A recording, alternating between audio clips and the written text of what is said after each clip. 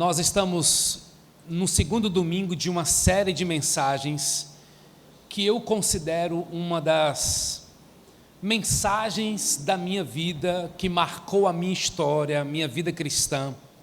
Alguns anos atrás eu conheci um pastor que me abençoou profundamente. Ele é americano, mas mora no Brasil há muitos anos, chamado Carlos McCord. E esse homem de Deus escreveu um livro para casais, escreveu um livro sobre vida cristã. E eu achei de uma profundidade tão grande o que este homem escreveu acerca de João 15. Em breve esse livro estará novamente à venda, ele não está mais disponível, mas são 8 capítulos de um livro, trabalhando apenas esse capítulo, que é João 15. Eu considero que ele traz um extrato, uma essência da vida cristã, porque ele fala da minha identidade, fala do meu propósito, que é frutificar, fala da minha identidade aqui como ramo, fala de Cristo, fala da seiva, né, que libera vida para o ramo, é o Espírito Santo, fala do agricultor, que é o Pai, fala de oração, fala de amor, fala de você permanecer na Bíblia, na palavra, de intimidades. É tão profundo que esse texto tem a dizer, e eu espero que você se apaixone por essas mensagens e transforme profundamente a sua vida.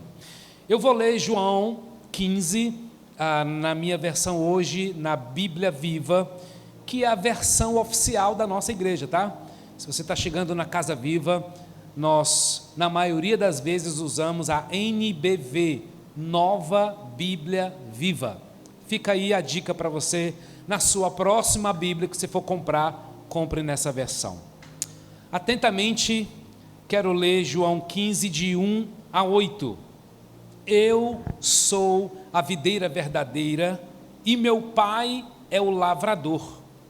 Todo ramo que, estando em mim, não dá fruto, ele corta e poda os ramos que dão fruto, para que produzam ainda mais fruto. Ele já limpou vocês pela palavra que lhes tenho falado. Permaneçam em mim e eu permanecerei em vocês. Pois nenhum ramo pode dar fruto quando está separado da videira. Nem vocês podem produzir frutos se não permanecerem em mim. Sim, eu sou a videira, vocês são os ramos. Todo aquele que permanecer em mim e eu nele, esse produzirá muito fruto, porque separados de mim, vocês não podem fazer coisa alguma. Estou no verso 6. Quando alguém não permanece em mim, é jogado fora como um ramo imprestável, seca-se e é ajuntado num montão com todos os outros, e depois é lançado no fogo e queimado. Mas se vocês permanecerem em mim e obedecerem às minhas ordens, podem fazer o pedido que quiserem, isso será concedido. Os meus verdadeiros discípulos dão colheitas abundantes. Isso resulta em grande glória para o meu Pai. Meus irmãos, semana passada eu pude fazer um exercício com vocês, que eu chamei de declaração da nossa satisfação em Jesus. Os slides estão ok, amigo Igor? Ok. Então podemos liberar já o nosso primeiro slide, porque eu quero declarar e pedir que você coloque a mão no seu coração, em nome de Jesus vai entrar, ajuda nós.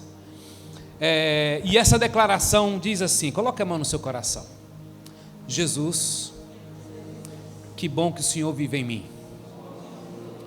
A vida cristã inteira que eu vou viver já habita dentro de mim, porque para mim o viver é Cristo. Não sou eu quem vive, mas Cristo vive em mim. Cristo é tudo, está em todos, porque sem mim nada podeis fazer. Quem tem Jesus não tem falta de nada. Nisto é glorificado o meu Pai, pelo fato de vocês darem muito fruto. Amém. Queridos, uma pequena introdução sobre o que fizemos no domingo passado, para que você capture aquilo que nós estamos deixando nesse lugar. Ele, Cristo, é toda a vida cristã que eu preciso para viver. Se você tem Jesus, meu irmão, Jesus tem tudo que Deus espera de você. João 15,5, porque sem mim nada podeis fazer. E lembrando, se você faz alguma coisa sem Jesus, o que você faz é nada. Porque Ele mesmo disse, sem mim nada podeis fazer. Por que isso? Porque quando você acorda, você precisa achar a fonte, lembra? O melhor momento do seu dia é quando você acorda. Você precisa achar a fonte assim que você acorda, senão o que acontece? Você vai se encontrar com a escassez, essa sensação de falta. E quem acorda com a sensação de falta, acorda pronto para pecar. Mas quando eu foco na abundância, eu permaneço satisfeito em Jesus, porque Jesus não te deve nada. Mas tem gente que é assim, parece que Jesus está sempre devendo a ele. E tem pessoas que estão perto de você que te faz sentir isso. Parece que você está sempre devendo a ela. Ela sempre chega com aquelas frases, esqueceu de mim, não fala comigo, não sei o quê. Para com isso. Você é muito amado pela pessoa que mais te ama, que é Jesus. Por isso, queridos, a vida cristã inteira é Jesus. E eu sendo igual a Ele. Ainda ontem eu tive a oportunidade de evangelizar uma pessoa e dizendo para ele que Jesus não criou o cristianismo. Jesus criou um estilo de vida nele. Nós somos discípulos dele. Se quiser me chamar de cristão, pode chamar, mas eu não estou muito aí para esse título cristão, evangélico, crente, gospel, muito menos. Sou discípulo de Jesus. Jesus não chamou cristão, Jesus chamou discípulos. Jesus não chamou gospel, Jesus chamou discípulos. E todo discípulo, ao segui-lo, necessariamente precisará deixar algo. Imediatamente Pedro largou as suas redes e seguiu o mestre. Queridos, cristianismo, aliás, andar com Jesus não é acumulação e nem divisão. Com Jesus é diminuição e multiplicação. Em Jesus você perde, ou você se perde nele para você encontrar a vida, amém? Como uma videira é tudo para os seus ramos, Jesus é tudo em você neste momento, pela presença do Espírito Santo. Então, você é perfeito, meu irmão, porque o perfeito habita em você. Agora, o que parece estar faltando, não está faltando, e eu preciso fortalecer essa ideia com você. E eu quero contar uma história para você, de um jovem buscando um futuro melhor. Pensa comigo, o jovem nasceu na pobreza, esse jovem tinha um ambiente que não tinha muita esperança, então ele sonhou em mudar de nação, onde ele poderia buscar um futuro melhor. Então esse jovem fica 2 anos poupando o seu dinheiro para realmente mudar de país, e ele faz uma viagem através de um navio para achar esse lugar, esse futuro melhor. Chegou o dia da viagem, e ao chegar no navio, ele de repente pensou assim, puxa vida, são 7 dias de viagem, eu não vou gastar meu dinheiro nesse navio não, as coisas aqui devem ser muito caro. Então ele saiu rapidamente do navio, encontrou uma padaria e comprou muitos biscoitos e água, somente isso. Ele se trancou no seu apartamento, certamente o mais simples daquele navio, e esperou os longos 7 dias. Então alguém bateu na porta e disse, o café está sendo servido. Em outro momento alguém bateu na porta e disse, o almoço está sendo servido. Em outro momento, o jantar está sendo servido. Quando foi no 5º dia, o pessoal do navio ficou preocupado com aquele rapaz, porque ele não saía do quarto. Ele já estava muito mal, com muita fome, mas aguentando para tentar chegar no seu futuro melhor. Quando, de repente, no 5º dia, alguém bateu na porta e pediu para ele abrir a porta, olhou para o rapaz e disse: ô jovem, você não sabia que na hora que você comprou a passagem, todas as refeições estavam inclusas? Ele disse: eu não sabia. Ele esteve trancado por 5 dias, sem desfrutar do banquete do navio. Sofreu desnecessariamente. Irmãos, assim muitos de nós estamos vivendo, tendo tudo disponível, sem desfrutar. Assim como esse jovem queria chegar no seu futuro, assim como nós queremos chegar nos céus, mas sem conhecimento, escolhemos viver trancados em nós mesmos, pensando que a vida cristã é chato e eu tenho que aguentar até ir para o céu. Ô, coisa chata! Essas pessoas que pensam assim, ainda não entenderam que Cristo não somente morreu por nós, mas Cristo vive em nós. E Ele tem tudo que eu preciso. Ele é a fonte de todas as refeições que faz a gente viver dia após dia satisfeitíssimos em Deus.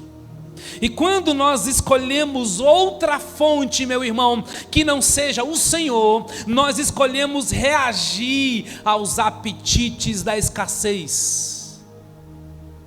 A sensação de falta faz o ser humano fazer coisas terríveis. Às vezes a gente escuta isso, né? Na brincadeira: quando esse homem está com fome, vira um bicho. Ah, essa mulher com sono, sai de perto.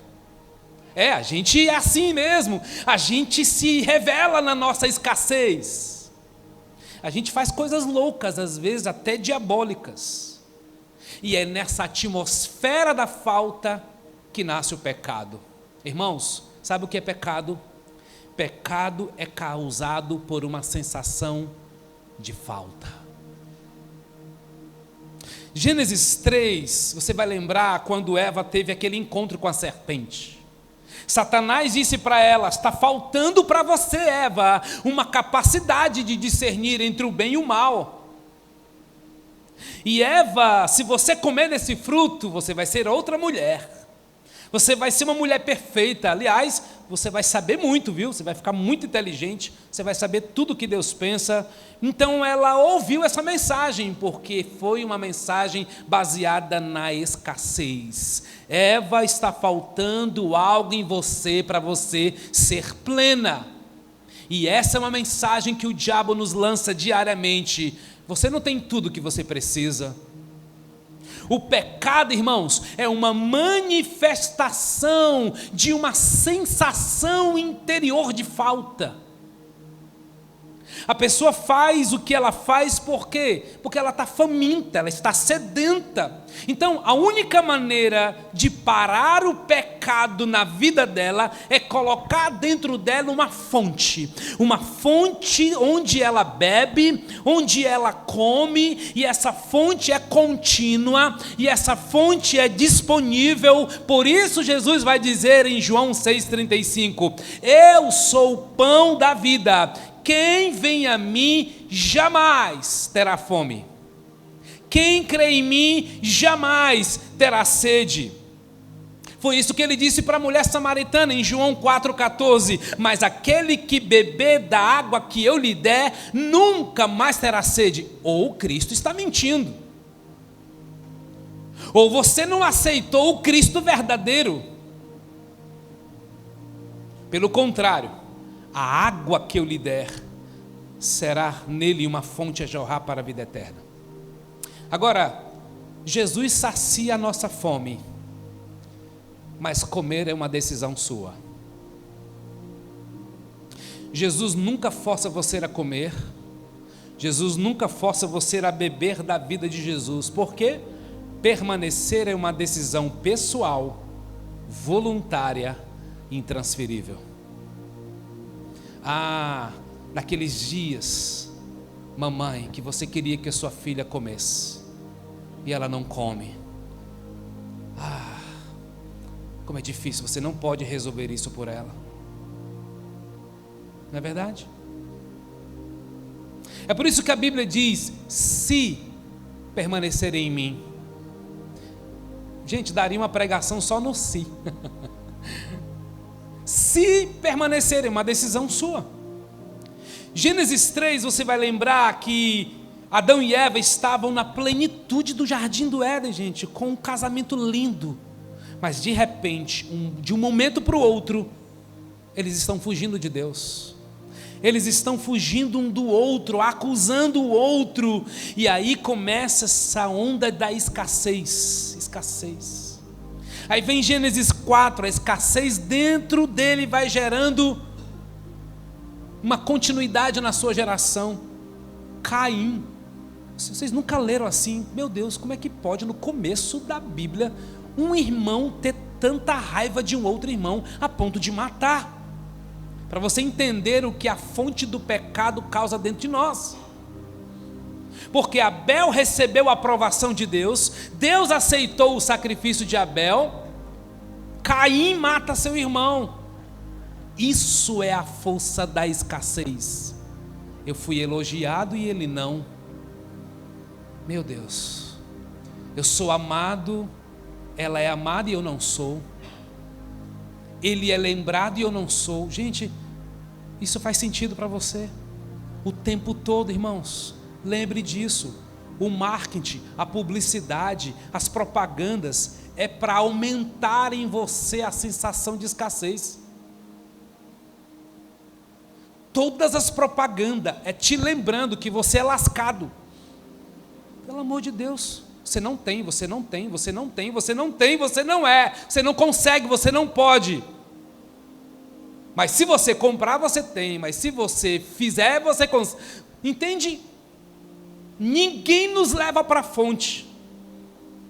Ainda bem que tem a Casa Viva, que nos lembra disso. Quando você sente falta de algo, o que acontece? Você vai buscar saciar sua fome, você vai buscar saciar sua sede, e uma vez que a pessoa fica viciada em suas próprias soluções, ela não cresce espiritualmente.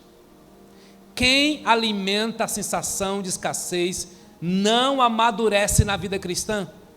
Na verdade, ela vai desenvolvendo cada vez mais o hábito de adquirir o que ela quer, mesmo que pisando no outro, mesmo que seja prejudicando a sua família. Quantos de nós já prejudicamos os nossos filhos em detrimento de um hábito, de uma força maior de escassez dentro de você?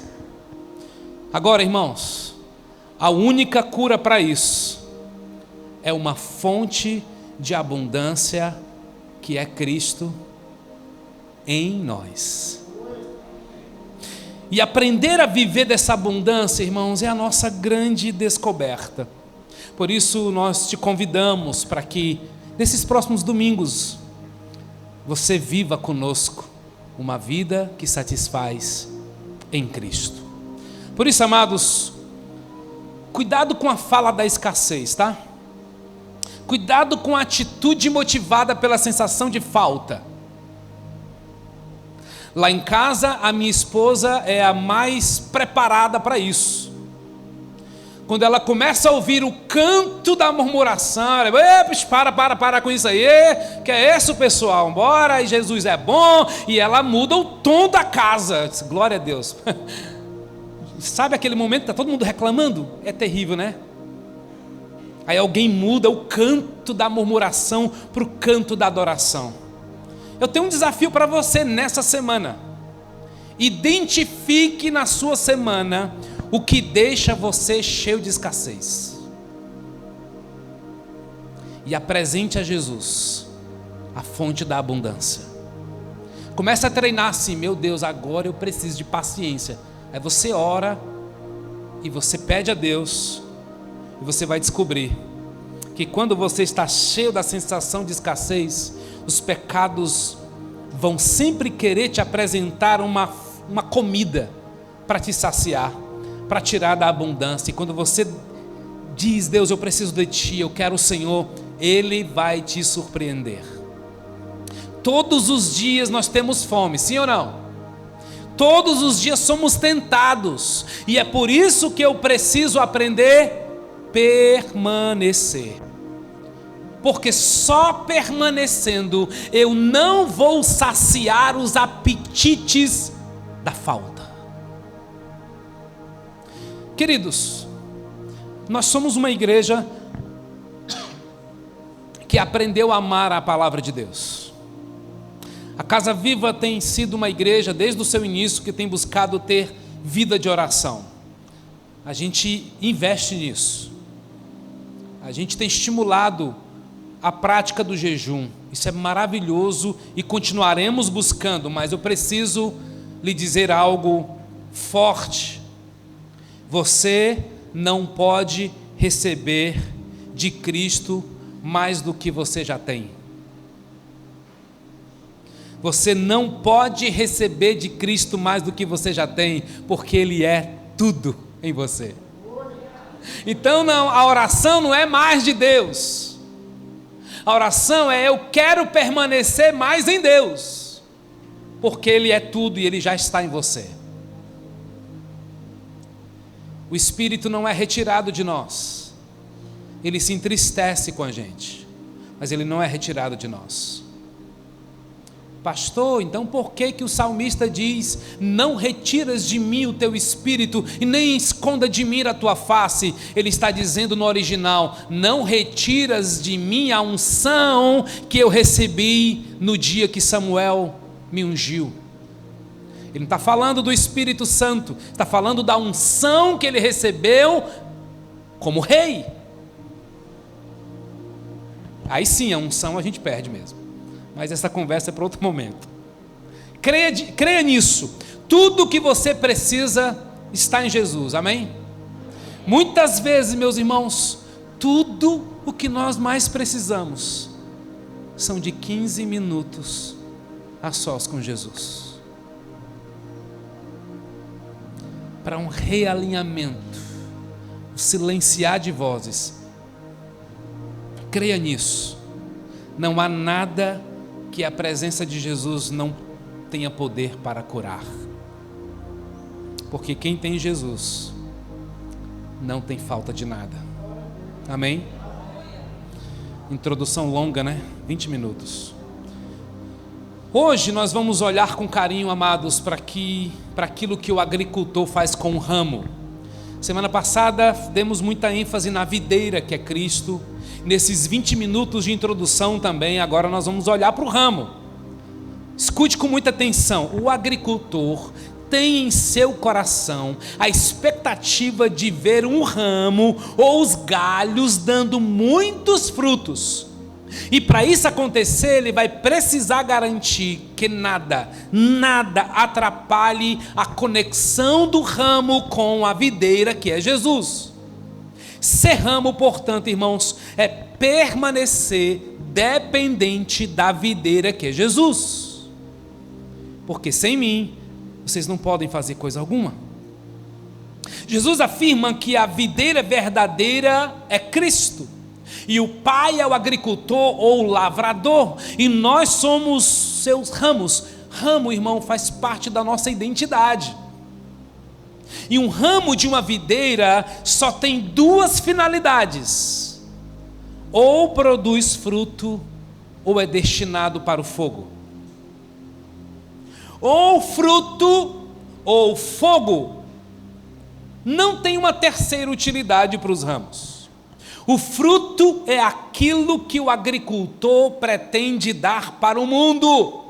Mas o agricultor faz com que os seus ramos, especialmente aqueles que não dão frutos, ele corta. Verso 2: todo ramo que estando em mim não dá fruto, ele corta, e o que dá fruto, ele poda. E todo que dá fruto, ele poda. Para quê? para que dê mais fruto ainda. Então a grande pergunta é: o que é cortar e o que é podar? E eu preciso te apresentar isso. O que significa cortar? Eu creio que você vai se surpreender com o que diz no original. No grego original, irmãos, a palavra cortar traz a ideia de levantar. Então, de verdade, as nossas traduções às vezes não ajudam, certo? Às vezes não nos ajuda a entender. A exemplo de Romanos 12, quando todo mundo diz, recita várias vezes: o que Deus espera de mim é o nosso culto racional. Tem nada a ver racional, não é culto da mente, ali é a palavra verdadeiro. Deus espera um culto verdadeiro. Então, mais uma vez, a importância de você estudar a Bíblia com outros, a importância de você estudar a Bíblia na sua célula, porque o que tem de camarada que fala sobre a Bíblia, mas é tudo da cabeça dele, meu irmão, tem muita gente por aí.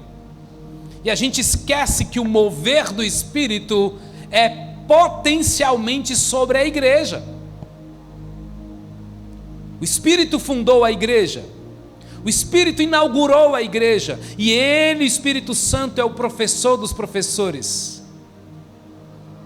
Por que, irmãos, o ramo da videira é chamado de o ramo que pode ser cortado? Porque ele tem a tendência de crescer e rastejar. O ramo tem a tendência de crescer e de rastejar. E um ramo que rasteja pelo chão, ele será coberto de poeira, e ele será enlameado quando tiver a chuva. E ramos empoeirados, enlameados, comprometem os seus frutos.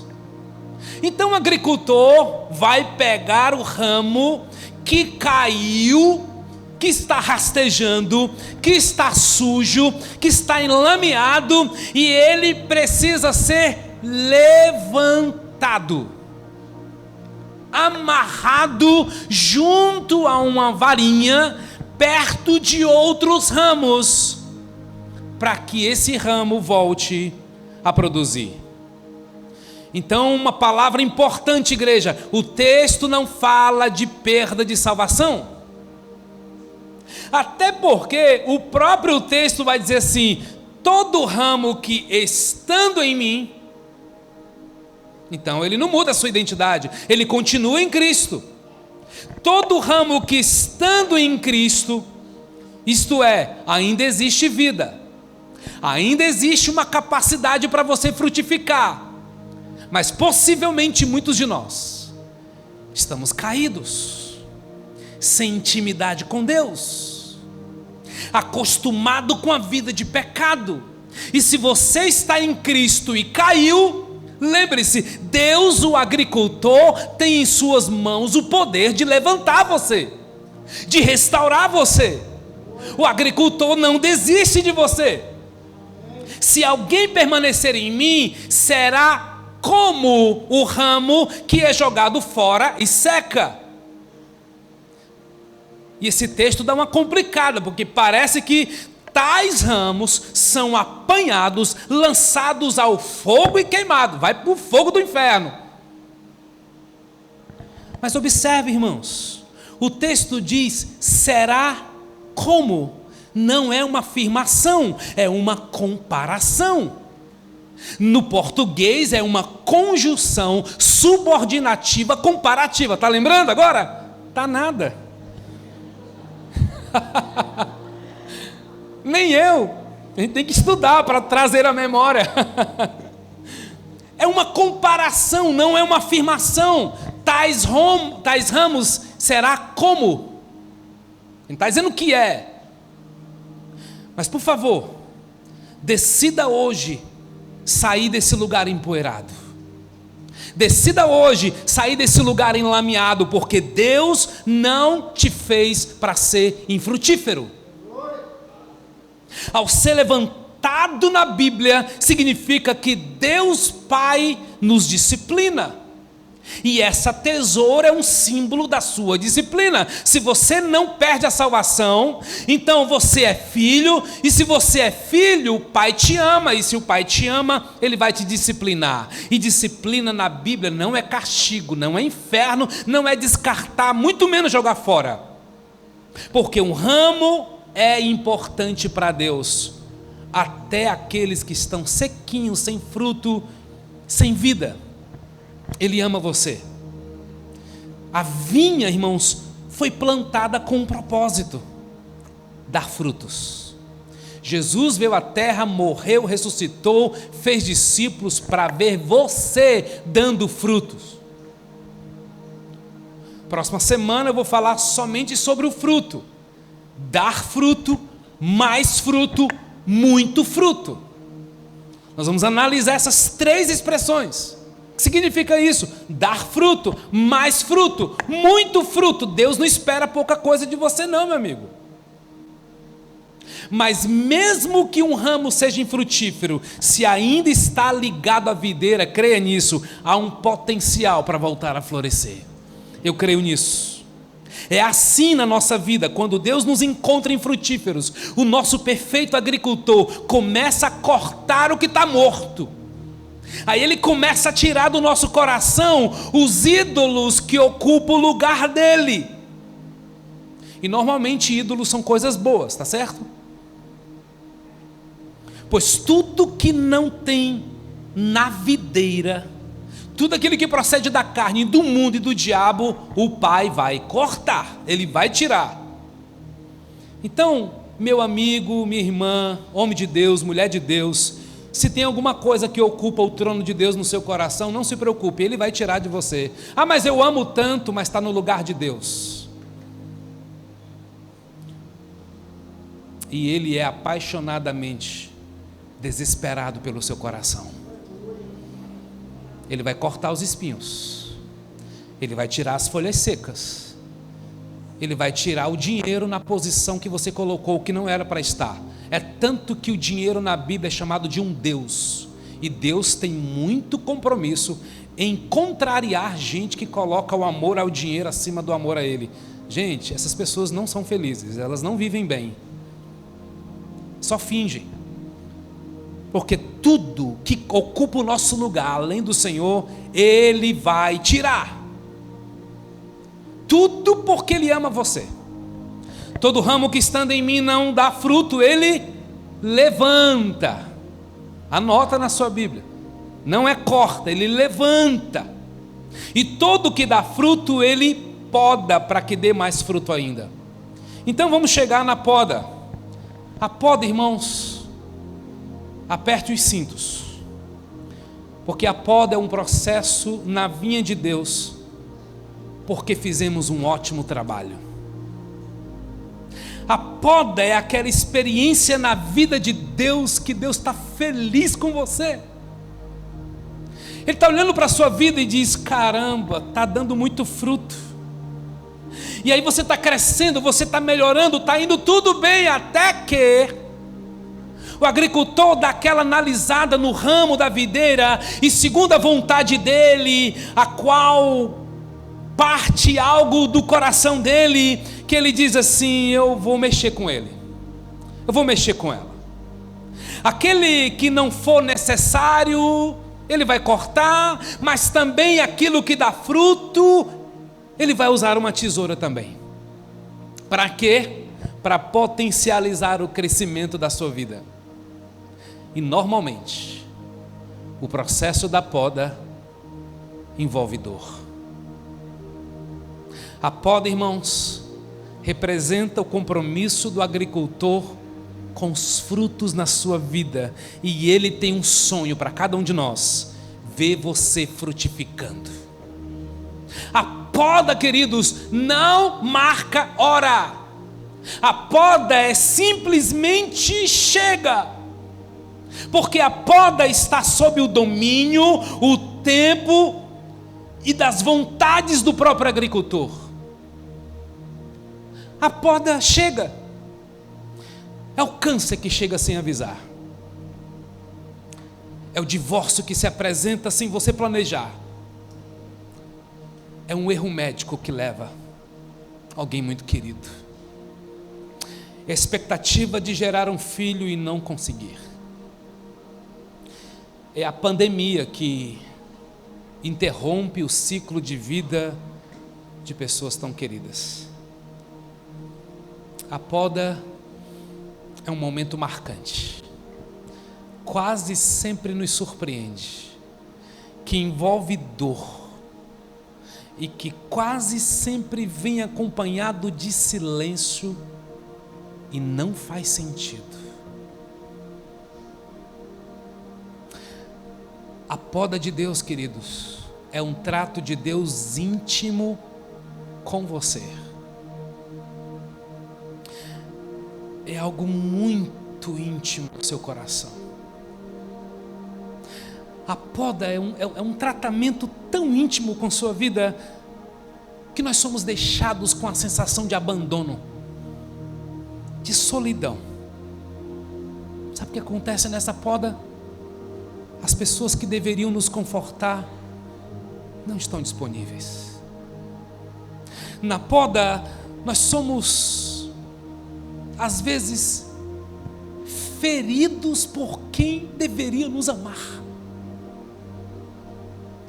Na poda de Deus, nós admitimos a nossa impotência, o nosso desespero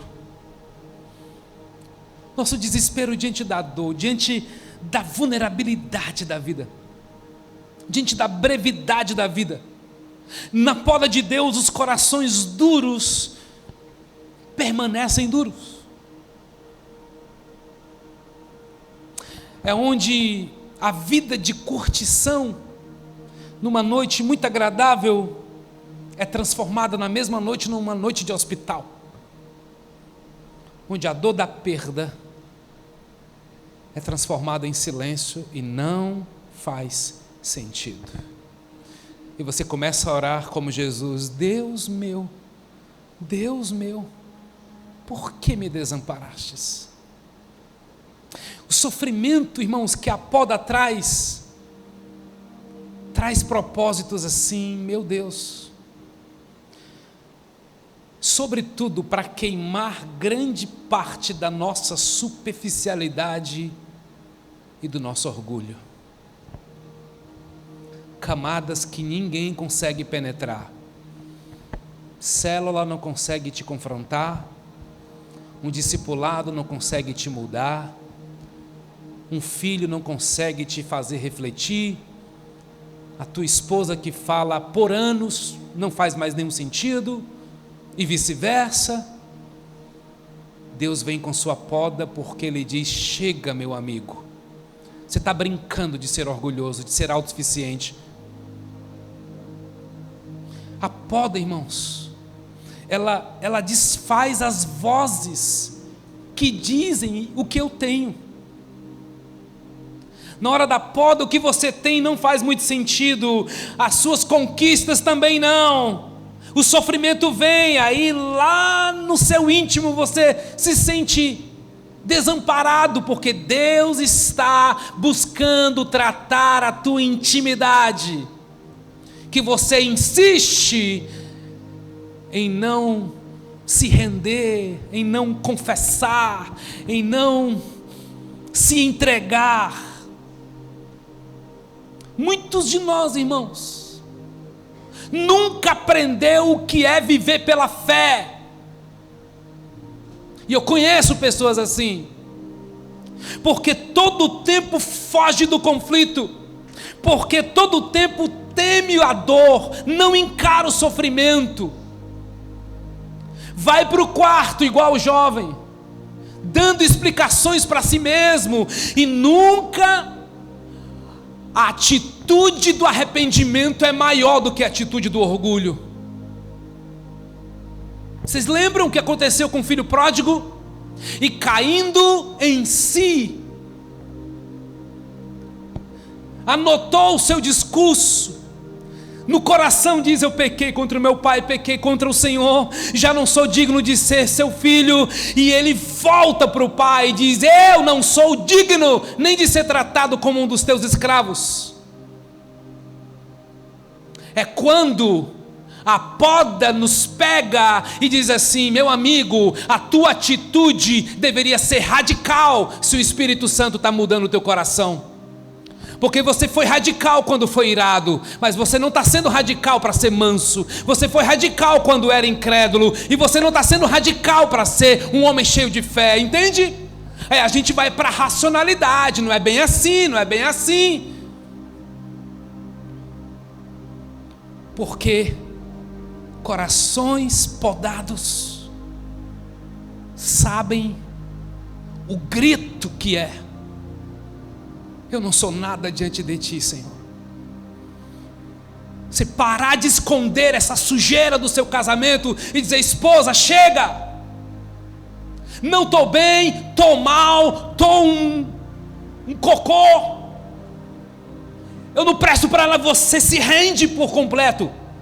Gente, eu só falei cocô porque o apóstolo Paulo também fala de esterco. Ele fala mais bonito, né? Esterco.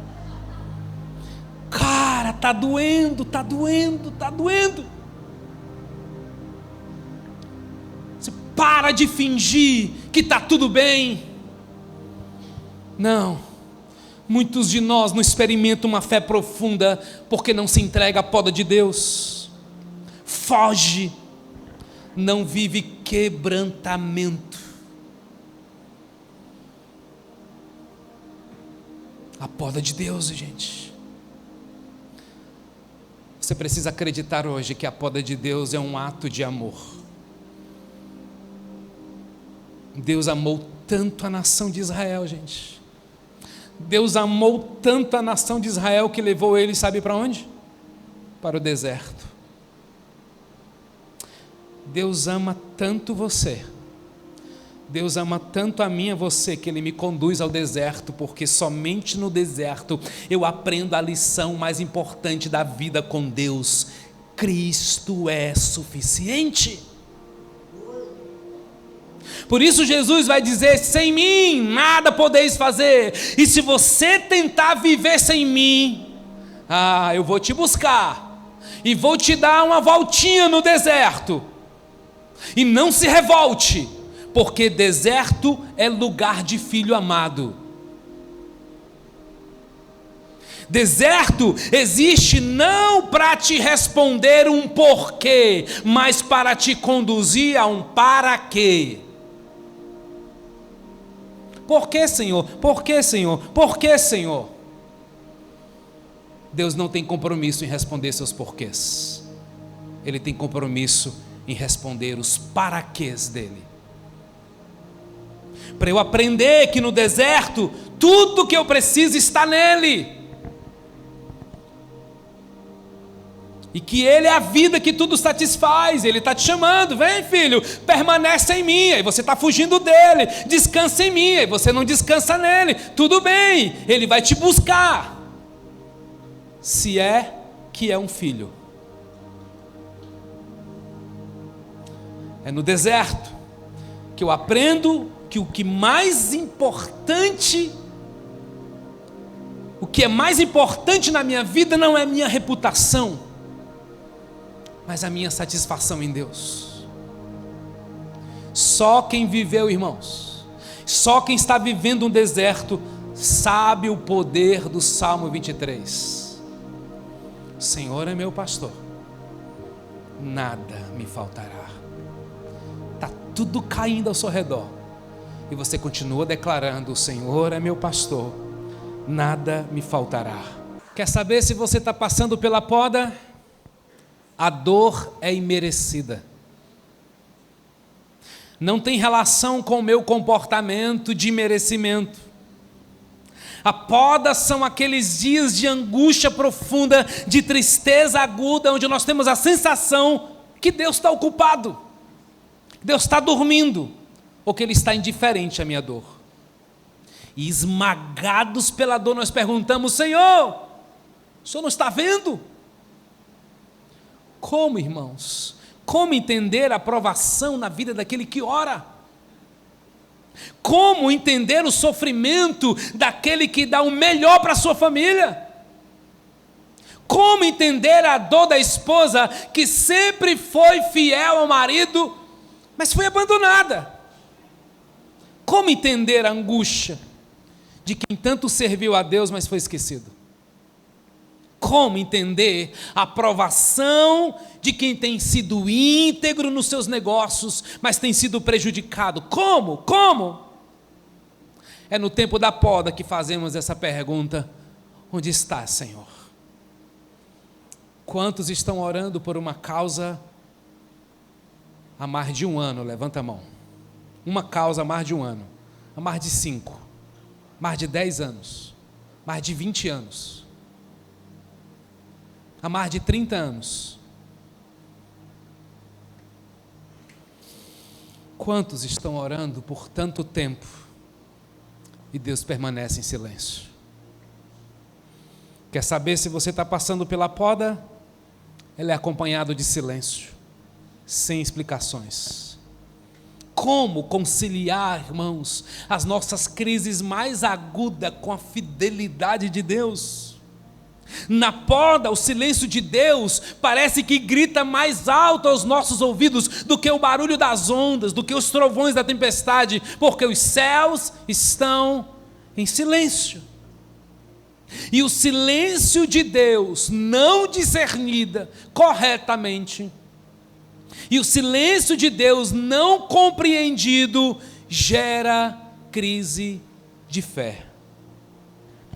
Crise de fé é sempre produto, ou quase sempre é fruto do silêncio de Deus, da ausência da manifestação visível de Deus. Eu não escuto Deus. A gente crê nele, mas no vale da sombra da morte a gente não sente a presença dele. Alguém fez essa pergunta.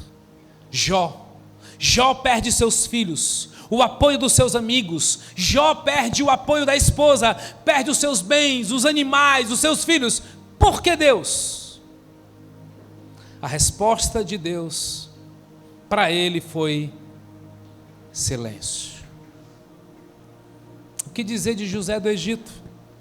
Deus dá a José um sonho de ser uma grande influência sobre as pessoas. Ele aceita o sonho, segue sua vida normalmente. Então a poda aparece para José de forma injusta, vinda de pessoas que nunca deveria fechar o coração para ele, e ele passa pela dor das mentiras. José passa pela dor da prisão. José passa a ser esquecido e da solidão dos egípcios, a quem ele mesmo servia fielmente. Por que Deus? A resposta de Deus foi silêncio para José há muitos anos. E o apóstolo Paulo? Tira de mim, Senhor, esse negócio aqui que me atrapalha, para impedir que eu me exaltasse por causa das suas grandes revelações.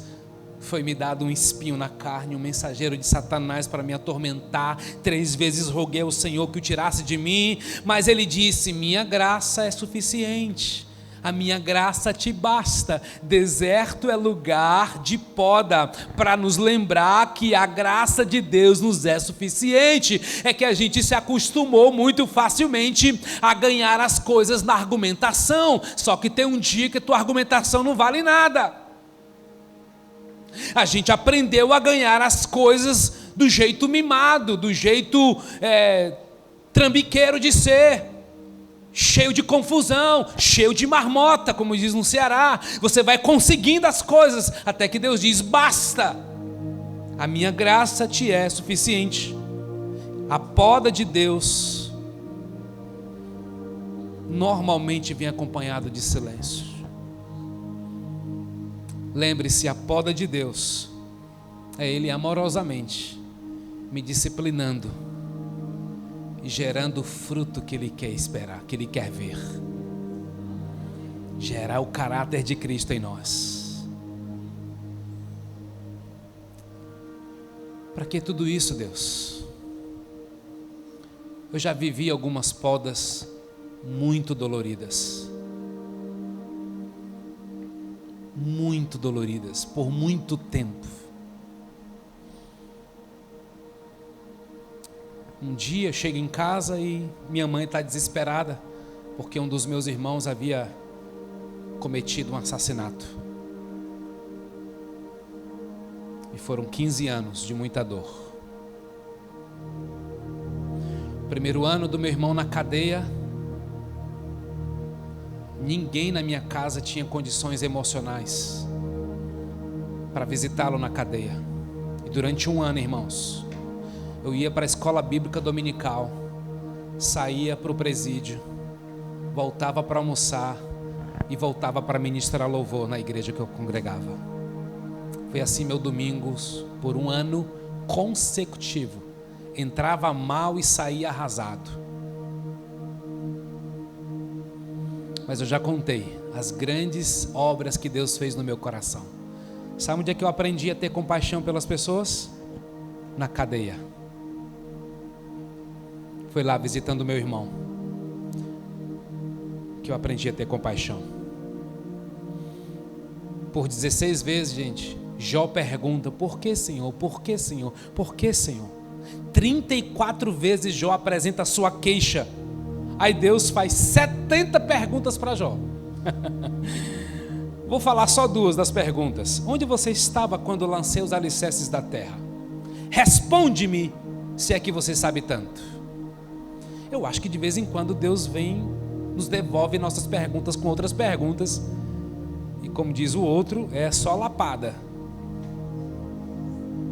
Outra pergunta que Deus fez para Jó: quem foi que deu sabedoria ao coração e entendimento à mente?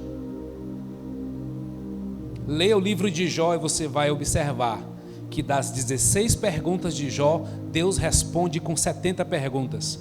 Deus foi revelando a sua majestade, Jó foi se encolhendo, até que Jó 42, 1, 2, gente, é muito capítulo de sofrimento, né? Mas há esperança, em Jó 42. Então Jó responde ao Senhor: sei que podes fazer todas as coisas, nenhum dos teus planos pode ser frustrado. É porque eu só te conhecia de ouvir falar. Meu Deus, eu só te conhecia de culto, eu só te conhecia de célula, eu só te conhecia de pregação na internet. Mas quando veio a poda, os meus ouvidos, os meus olhos te veem. Irmãos, na poda, Deus não promete explicação, Deus promete transformação. Por fim, reconhecemos a poda de Deus pela paz que excede todo entendimento. Se você está aqui nesse lugar, você está fazendo uma declaração pública que você confia, mesmo sem entender, você confia no Pai. Eu tenho dito para pessoas mais próximas a mim, a maior característica de um filho de Deus é a confiança. Filhos que confiam em Pai ou no Pai eterno vai viver todos os seus processos de cabeça erguida, mesmo que de joelhos. Irmãos, é uma droga quando a desconfiança bate, não é? Imagina um casal de namorados desconfiados. Imagina casados e desconfiados. Irmão, já começou a acabar. Imagina, você tem uma equipe na sua gestão, na sua empresa, você está desconfiado. Acabou, já acabou. E você sabia que tem gente que se relaciona com Deus desse jeito? Desconfiado com Deus. A paz, irmãos, é um sentimento que acompanha os verdadeiros filhos de Deus que passam pela poda. Porque a paz me lembra que em todas as coisas, e que todas as coisas cooperam para o bem daqueles que amam a Deus. Você ama a Deus? Eu não tenho explicação para te dar, mas Deus não errou com sua vida. Deus não erra. Ele é especialista em novos começos, meu amigo. Ele é especialista em novos começos, querida. Mesmo sem você entender, mesmo sem você até nem concordar, mas Ele tem algo melhor para você, Ele prometeu isso. Deus é poderoso para acalmar o mar, mas também para acalmar a alma. Como é que termina uma pregação dessa? Me diz.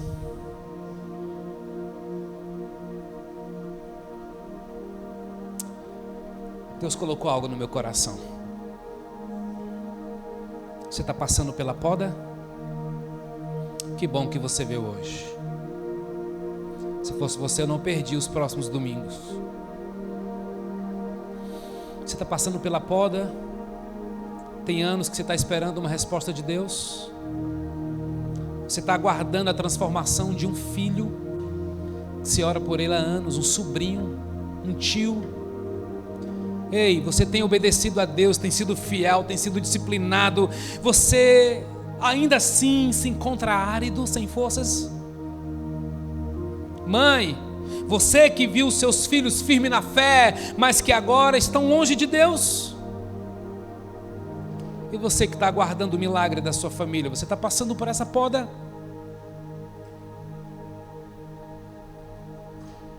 Eu vou orar contigo. Eu vou chorar com você.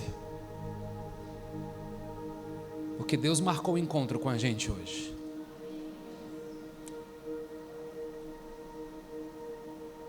E você, que até hoje fugiu para não entregar a sua vida para Jesus. E você que até hoje diz que esse negócio de seguir a Jesus é coisa dos crentes. Não, não, é coisa de discípulo. Seja bem-vindo. Você não está numa igreja de crente. Você está numa igreja de discípulos de Jesus. Hoje é o dia da sua conversão. Porque a poda está aí. E você entendeu hoje que é Deus te chamando a atenção. Eu não sei, irmãos, o que Deus quer fazer hoje. Talvez você está muito tempo rastejando, empoeirado, enlameado, e esse galho está prestes a ser cortado, mas o pai está dizendo: não, filho, eu tenho grandes sonhos para você, eu tenho grandes planos para você. Você está infrutífero hoje, mas eu não vejo o teu passado, eu vejo o teu amanhã. Amanhã você vai estar frutífero. Talvez seja o dia da sua reconciliação hoje.